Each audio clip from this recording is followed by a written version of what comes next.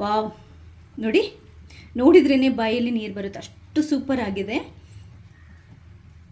ಕರ್ಕಾರವಾಗಿ ತುಂಬ ಚೆನ್ನಾಗಿರುತ್ತೆ. ಎಷ್ಟು ಚೆನ್ನಾಗಿದೆ ನೋಡಿ, ಘಮ ಘಮ ಅಂತ ಇದೆ. ಒಗ್ಗರಣೆ ಕೂಡ ಸಖತ್ ಚೆನ್ನಾಗಿದೆ. ಈ ವಿಶೇಷವಾಗಿರುವಂಥ ರೆಸಿಪಿ ನಿಮಗೆ ಇಷ್ಟ ಆದರೆ ಈ ವಿಡಿಯೋನ ಲೈಕ್ ಮಾಡಿ, ಹಾಗೆ ನೀವು ಮಾತ್ರ ನೋಡೋದಲ್ಲ ಬೇರೆಯವರಿಗೆ ಕೂಡ ಶೇರ್ ಮಾಡಿ.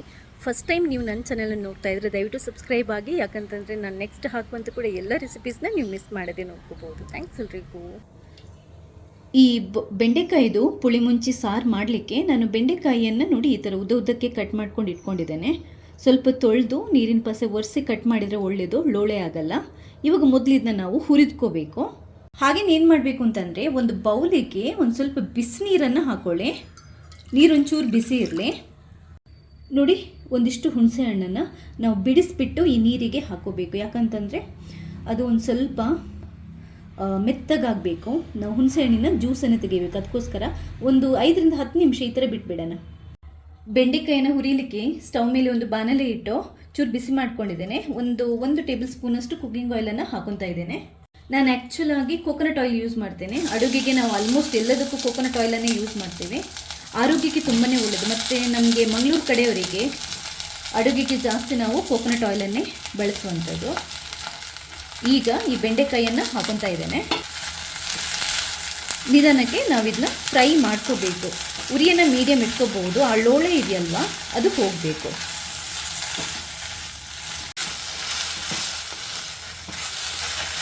ಒಂದು 3 ರಿಂದ 4 ನಿಮಿಷ ಆದರೂ ಇದನ್ನ ಹುರಿದ್ಕೋಬೇಕು. ಚೆನ್ನಾಗಿ ಫ್ರೈ ಮಾಡಬೇಕು. ಆವಾಗ ಅದರದ ಲೋಳೆ ಇರುತ್ತಲ್ವ, ಅದು ಹೋಗುತ್ತೆ. ಇನ್ನೂ ಲೋಳೆ ಸ್ವಲ್ಪ ಇದೆ. ಇನ್ನೊಂದು ಸ್ವಲ್ಪ ಹೊತ್ತು ಇದನ್ನ ಫ್ರೈ ಮಾಡ್ತೇನೆ. ನೋಡಿ, ತುಂಬ ಚೆನ್ನಾಗಿ ಹುರಿದ್ಕೊಂಡಿದ್ದೇನೆ. ಯಾಕಂತಂದರೆ ಆ ಲೋಳೆ ಎಲ್ಲ ಕಂಪ್ಲೀಟಾಗಿ ಹೋಗಿದೆ. ನೋಡಿ, ಇವಾಗ ರೆಡಿಯಾಗಿದೆ ಇದು. ಈಗ ಈ ಹುಣಸೆ ಹಣ್ಣಿನ ಜ್ಯೂಸನ್ನು ನಾವು ರೆಡಿ ಮಾಡ್ಕೋಬೇಕು. ಯಾಕಂತಂದರೆ ಈ ಬೆಂಡೆಕಾಯಿಯನ್ನು ನಾವು ಹುಣಸೆ ಹಣ್ಣಿನ ಜ್ಯೂಸಲ್ಲೇ ಬೇಯಲಿಕ್ಕಿಡುವಂಥದ್ದು.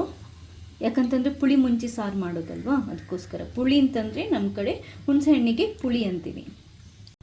ಇವಾಗ ಇದನ್ನ ಬೇಯಲಿಕ್ಕಿಡೋಣ. ಒಂದು ಸ್ವಲ್ಪ ನೀರು ತಗೊಳ್ಳಿ ಒಂದು ಪಾತ್ರೆಯಲ್ಲಿ. ಜಾಸ್ತಿ ಬೇಡ, ಬೆಂಡೆಕಾಯಿ ಬೇಯಲಿಕ್ಕೆ ಎಷ್ಟು ನೀರು ಬೇಕೋ ಅಷ್ಟು ನೀರು ಮಾತ್ರ ಹಾಕೊಳ್ಳೋಣ. ಹಾಗೆ ಈ ಹುಣಸೆ ಹಣ್ಣಿನ ಜ್ಯೂಸ್ ಕೂಡ ಹಾಕೊತಾ ಇದ್ದೇನೆ. ನೋಡಿ, ಒಂದು ಸ್ವಲ್ಪ ಕಲ್ಲುಪ್ಪು ಹಾಕೊತಾ ಇದ್ದೇನೆ. ಒಂದು ತುಂಡು ಬೆಲ್ಲ ಕೂಡ ಹಾಕೊತಾ ಇದ್ದೇನೆ. ನೀರನ್ನು ಸ್ಟವ್ ಮೇಲೆ ಇಟ್ಬಿಟ್ಟು ಸ್ಟವ್ ಹಚ್ಚಿದ್ದೇನೆ. ಇದು ಚೆನ್ನಾಗಿ ಕುದಿಬೇಕು. ಯೂಶ್ವಲ್ ಆಗಿ ನಾವು ಪುಳಿ ಮುಂಚಿ ಅಂತಂದರೆ ಸ್ವಲ್ಪ ಸ್ವೀಟಿಶ್ ಆಗಿ ಮಾಡ್ತೀವಿ, ಅದಕ್ಕೆ ಬೆಲ್ಲ ಹಾಕ್ಕೊಂಡಿದ್ದೇನೆ.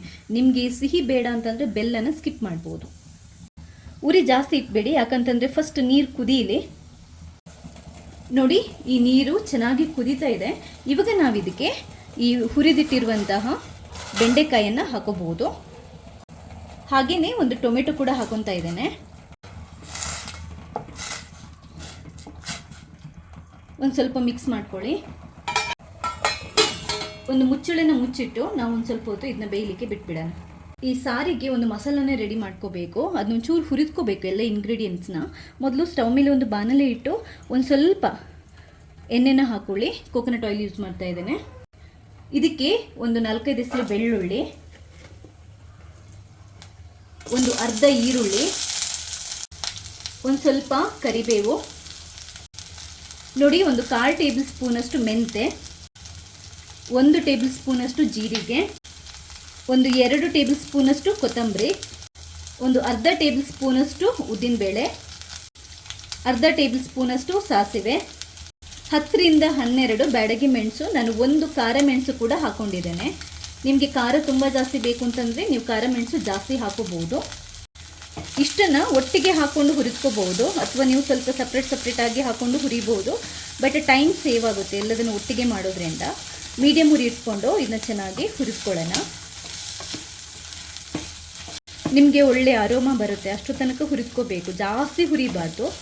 ಈರುಳ್ಳಿ ಎಲ್ಲ ಫ್ರೈ ಆದಾಗ, ಕೊತ್ತಂಬರಿ ಎಲ್ಲ ಫ್ರೈ ಆದಾಗ ಚೆನ್ನಾಗಿ ಸ್ಮೆಲ್ ಬರ್ತಾ ಇರುತ್ತೆ. ಇಷ್ಟು ಸಾಕು. ಸ್ಟವನ್ನು ಬಂದ್ ಮಾಡ್ತಾ ಇದ್ದೇನೆ. ಸ್ವಲ್ಪ ತಣ್ಣಗಾಗಲಿ.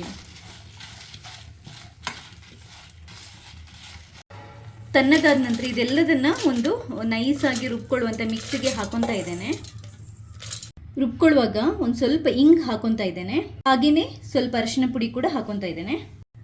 ಇದಕ್ಕೆ ಸ್ವಲ್ಪ ಕಾಯಿ ತುರಿ ಹಾಕೊತಾ ಇದ್ದೇನೆ. ಚೂರು ಜಾಸ್ತಿ ಹಾಕೋಬಾರ್ದು, ಯಾಕಂತಂದರೆ ಇದು ಪುಳಿ ಮುಂಚಿ ಸಾರು, ಅದರಿಂದ ಹುಣಸೆಹಣ್ಣು ಮತ್ತು ಮೆಣಸೆ ಹಾಕಿ ಜಾಸ್ತಿ ಹಾಕಿ ಮಾಡುವಂಥದ್ದು. ಕಾಯಿ ತುರಿ ಅಥವಾ ಬೇಳೆ ಎಲ್ಲ ಜಾಸ್ತಿ ಇದಕ್ಕೆ ಹಾಕಲ್ಲ. ನೀವು ಕಾಯಿ ತುರಿಯನ್ನು ಬೇಕಾದರೆ ಸ್ವಲ್ಪ ಹುರಿದ್ಕೊಂಡು ಬೇಕಾದರೂ ಹಾಕೋಬೋದು. ನಾನು ಹಾಗೆಯೇ ಹಾಕ್ಕೊಂಡಿದ್ದೇನೆ. ಸ್ವಲ್ಪ ನೀರನ್ನು ಹಾಕಿ ನೈಸಾಗಿ ಪೇಸ್ಟ್ ಮಾಡ್ಕೊಳ್ಳೋಣ ರುಬ್ಕೊಂಡು. ನೋಡಿ ಎಷ್ಟು ನುಣ್ಣಗೆ ರುಬ್ಕೊಂಡಿದ್ದೇನೆ ಅಂತ. ತುಂಬ ನೈಸಾಗಿ ರುಬ್ಬಿದರೆ ತುಂಬ ಚೆನ್ನಾಗಿ ಬರುತ್ತೆ ಈ ಸಾರು. ನೋಡಿ ಈ ಥರ. ನೋಡಿ ಮಸಾಲೆ ರೆಡಿ ಆಗೋಷ್ಟೊತ್ತಿಗೆ ನಮ್ಮ ಬೆಂಡೆಕಾಯಿ ಕೂಡ ಚೆನ್ನಾಗಿ ಬೆಂದಿದೆ, ಕಲರ್ ಚೇಂಜ್ ಆಗಿದೆ. ಇಷ್ಟು ಬೆಂದರೆ ಸಾಕು. ಮಸಾಲೆನೂ ರೆಡಿಯಾಗಿದೆ. ಇವಾಗ ನಾವು ಇದಕ್ಕೆ ಹಾಕೋಬಹುದು. ಮಿಕ್ಸ್ ಮಾಡ್ಕೊಳ್ಳಿ.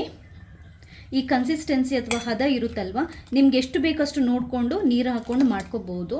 ಇನ್ನೊಂದು ಏನು ಅಂತಂದರೆ, ನೀವು ಬೆಂಡೆಕಾಯಿ ಬೇಯಲಿಕ್ಕೆ ಜಾಸ್ತಿ ನೀರು ಹಾಕಿದರೆ ಮಸಾಲೆ ಹಾಕೋಕ್ಕಿಂತ ಮುಂಚೆನೇ ಸ್ವಲ್ಪ ನೀರನ್ನು ತೆಗೆದಿಟ್ಬೇಡಿ. ಇದಕ್ಕೆ ನಾನು ಮಾಡಿರೋದು ಪರ್ಫೆಕ್ಟ್ ಆಗಿದೆ. ನನಗೆ ಎಷ್ಟು ಹದ ಬೇಕು ಅಷ್ಟು ಹದಕ್ಕೆ ಕರೆಕ್ಟಾಗಿ ಬಂದಿದೆ. ಈಗ ಒಂದು ಅರ್ಧ ಟೇಬಲ್ ಸ್ಪೂನಷ್ಟು ಉಪ್ಪನ್ನು ಹಾಕೊತಾ ಇದ್ದೇನೆ. ಉಪ್ಪು ರುಚಿಗೆ ಎಷ್ಟು ಬೇಕು ನೋಡ್ಕೊಂಡು ಹಾಕೊಳ್ಳಿ. ಚೆನ್ನಾಗಿ ಮಿಕ್ಸ್ ಮಾಡ್ಕೊಳ್ಳಿ. ಚೆನ್ನಾಗಿ ಕುದೀಲಿ. ಉರಿಯನ್ನು ಜಾಸ್ತಿ ಇಟ್ಬಿಟ್ಟು ಸ್ವಲ್ಪ ಹೊತ್ತು ಬಿಟ್ಬಿಡೋಣ. ಚೆನ್ನಾಗಿ ಕುದೀಲಿದು. ಅಷ್ಟೊತ್ತಿಗೆ ನಾವು ಒಗ್ಗರಣೆಗೆ ರೆಡಿ ಮಾಡ್ಕೋಬೋದು. ರುಚಿಯಾಗಿರುವಂತಹ ಬೆಂಡೆಕಾಯಿ ಪುಳಿಮುಂಚಿ ಅಥವಾ ಪುಳಿಮುಂಚಿ ಸಾರು ರೆಡಿ ಆಗ್ತಾ ಇದೆ. ನೋಡಿದ್ರೇ ಟೆಂಪ್ಟ್ ಆಗ್ತಾ ಇದೆ. ಕಲರ್ ನೋಡಿ ಹೆಂಗೆ ಬಂದಿದೆ ಅಂತ. ಅನ್ನಕ್ಕೆ ಸೂಪರ್ ಆಗಿರುತ್ತೆ. ಉಪ್ಪು ಮತ್ತು ಸ್ವೀಟ್ ಅಂದರೆ ನಿಮಗೆ ಬೆಲ್ಲ ಅಂದರೆ ಸಿಹಿ ಬೇಕು ಅಂತಂದರೆ ನೋಡ್ಕೊಂಡು ಅಡ್ಜಸ್ಟ್ ಮಾಡ್ಕೊಳ್ಳಿ. ಒಂದು 3-4 ನಿಮಿಷ ಈ ಥರ ಮಸಾಲದಲ್ಲಿ ಕುದಿದಾದ ನಂತರ ಬಂದ್ ಮಾಡಿಬಿಡ್ಬೋದು.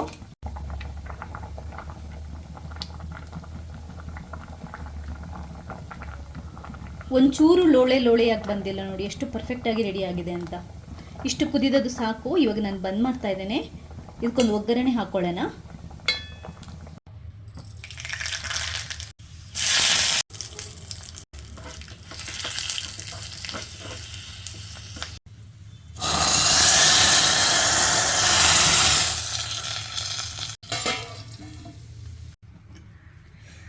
ವಾವ್, ನೋಡಿದ್ರೇ ಬಾಯಲ್ಲಿ ನೀರು ಬರುತ್ತೆ. ಅಷ್ಟು ಸೂಪರ್ ಆಗಿದೆ. ಕರ್ಕಾರವಾಗಿ ತುಂಬ ಚೆನ್ನಾಗಿರುತ್ತೆ. ಎಷ್ಟು ಚೆನ್ನಾಗಿದೆ ನೋಡಿ. ಘಮ ಅಂತ ಇದೆ. ಒಗ್ಗರಣೆ ಕೂಡ ಸಖತ್ ಚೆನ್ನಾಗಿದೆ. ಸೂಪರ್ ಆಗಿರುವಂತಹ ಬೆಂಡೆಕಾಯಿ ಪುಳಿಮುಂಚಿ ಅಥವಾ ಬೆಂಡೆ ಪುಳಿಮುಂಚಿ ಸಾರು ರೆಡಿ ಆಗಿದೆ. ಕರಾವಳಿ ಕಡೆಯ ಈ ವಿಶೇಷ ರೆಸಿಪಿ ನಿಮ್ಗೆ ಇಷ್ಟ ಅಂದರೆ ಲೈಕ್ ಮಾಡಿ. ಹಾಗೆ ನೀವು ಮಾತ್ರ ನೋಡೋದಲ್ಲ, ಈ ವಿಡಿಯೋನ ಬೇರೆಯವರಿಗೆ ಕೂಡ ಶೇರ್ ಮಾಡಿ. ಥ್ಯಾಂಕ್ಸ್ ಎಲ್ರಿಗೂ.